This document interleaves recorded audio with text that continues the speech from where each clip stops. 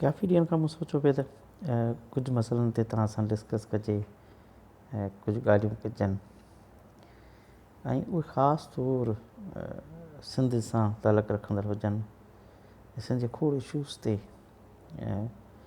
मुख़्तलिफ़ माण्हू लिखनि था, सोशल मीडिया ते माण्हू लिखे थो, फेसबुक ते रखे थो, त हेठां खोड़ माण्हू बिना सम्झण जे कमेंट्स कनि था ऐं के कावड़ कढनि था, कंहिं जो को ॿियो मसइलो हुजे थो।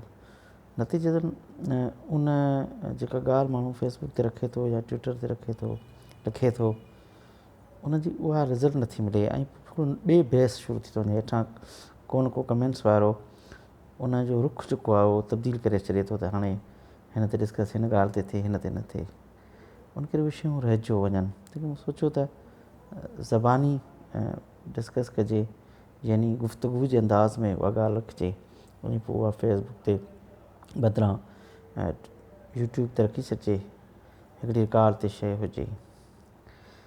हीअ जेको सोशल मीडिया आई आहे, सोशल मीडिया जो जेको दौरु आहे, फ़ाइदेमंद बि आहे। खोड़ इशूज़ सां जा हल थियनि था, इंसानी हक़नि जा इलाही खोड़ केस सोशल मीडिया ज़रिए हल थिया आहिनि।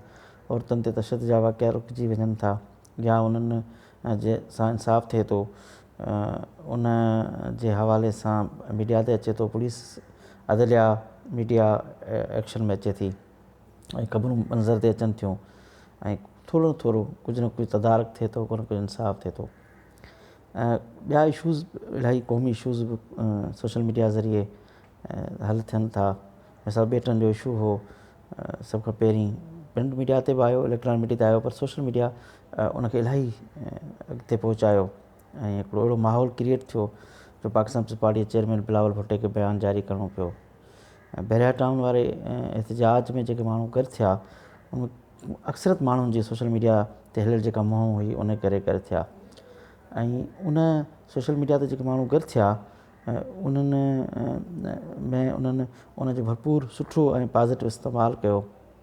थर जे इशूज़ ते दुध भील वारो वाक़ियो थियो, इन ते सोशल मीडिया जो हिकिड़ो तमामु घणो पॉज़िटिव ऐं बहितरु रोल हुयो, जंहिं करे हुकुमराननि खे सम्झो त गोॾा खोड़ा पिया उते विया, ऐं जेके पहिरीं हुन मल्टीनेशनल कंपनी सां गॾु बीठा हुआ, उन्हनि आख़िर में वञी पंहिंजो रिवर्स गियर वरितो। तंहिं करे सोशल मीडिया हिकिड़ी इंतिहाई अहम हिकिड़ो मोर्चो आहे, ऐं सिंध जे माण्हुनि खे हिन जो बहितरु इस्तेमालु करणु घुरिजे। ग़लति उनजो इस्तेमालु बि थिए थो, तमामु घणो थिए थो। मिसाल तौरु सिंध में हिकिड़ी मुहिम आहे, पटका लायो मुहिम, ऐं उन ज़रिए कंहिंखे न कंहिंखे अची वठनि था, ऐं पोइ उनखे तमामु घणी उनजे ख़िलाफ़ु उनजो ग़लति इस्तेमालु थिए थो। सोशल मीडिया ज़रिए पॉज़िटिव तनक़ीद बि थिए थी, पर उनजी निगेटिव बि तमामु घणी थिए थी। मिसाल तौरु जामी जो हिकिड़ो केस थियो, जामी चांडे सां वाक़ियो हिकिड़ो पेश आयो कि मुलाज़िम जे हवाले सां, चोरी हवाले सां, त उन में खोड़ अहिड़ा माण्हू उन सोशल मीडिया मुहिम में हुआ जेके बुनियादी तौरु हुननि पंहिंजा नज़रियाती मक़सद जेके पूरा पे कया, या हुननि पंहिंजूं कावड़ूं पे कढियूं। ईअं ई हैदराबाद में मिसाल तौरु अमर सिंधू या इरफान मला जे हवाले सां जेका तनक़ीद थिए थी, या हुननि सां आऊं पाण सां खोड़ मामलनि ते इतफ़ाक़ नथो कयां, पर जॾहिं हुन ते तनक़ीद पॉज़िटिव थियणु घुरिजे उनजे कुझु रोल्स ते, या हुननि जेके ॿ टे इशूज़ हुननि सां जिन ते हुन ते तनक़ीद थी, त उन जो माण्हुनि वरी उनजो निगेटिव इस्तेमालु इलाही कयो, यानी कावड़ उन मां कढी, कंहिं पंहिंजी कावड़ कढी, कंहिं कढी, ऐं इंतिहाई हिकिड़ी ख़राबु ज़बान बि इस्तेमालु थी।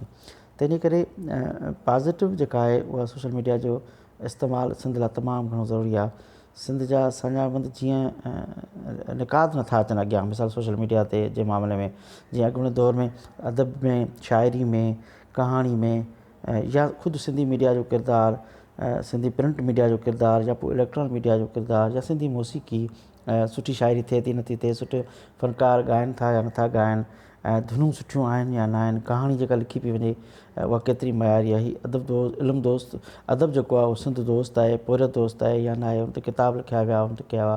त सिंध जो जेको पढ़ियो लिखियो क्लास आहे, उहो सोशल मीडिया वारे मामले में तमामु अञा घणो अॻिते न आयो आहे। तंहिं करे मूं सोचियो त कॾहिं हिकिड़ी इहा ॻाल्हि रखिजे त छो न हिकिड़ो सोशल मीडिया फोरम ठाहिजे सॼी सिंध जे अंदरि पढ़ियल लिखियल क्लास जे माण्हुनि जो, जेको कुझु घटि में घटि इहा हिकिड़ी राय तइ त करे त सोशल मीडिया जो सिंध अंदरि इस्तेमालु कीअं थिए।